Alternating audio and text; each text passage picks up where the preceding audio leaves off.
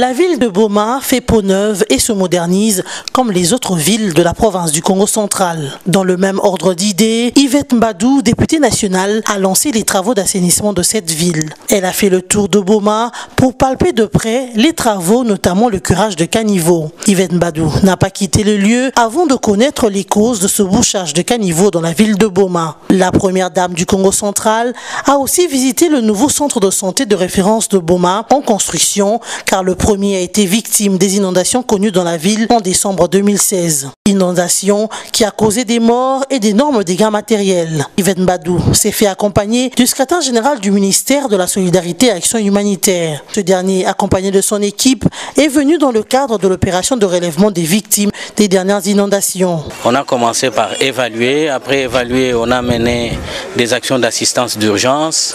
Et comme l'urgence est passée, il était question à ce que nous puissions amorcer la transition à travers les activités de relèvement.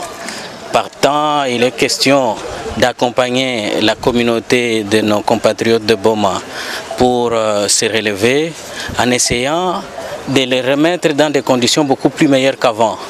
Bien sûr, il y a certaines actions que nous menons dans le cadre de la prévention, surtout que bientôt la fin de la saison sèche et nous allons entrer dans la saison pluvieuse. C'est vraiment un traitement de choc que nous sommes en train d'administrer au sein de la ville. Un grand plaisir, une grande joie de recevoir la délégation du gouvernement central appuyée par la BAD qui est venue nous assister. On peut se dire qu'on nous écoute, nous sommes écoutés.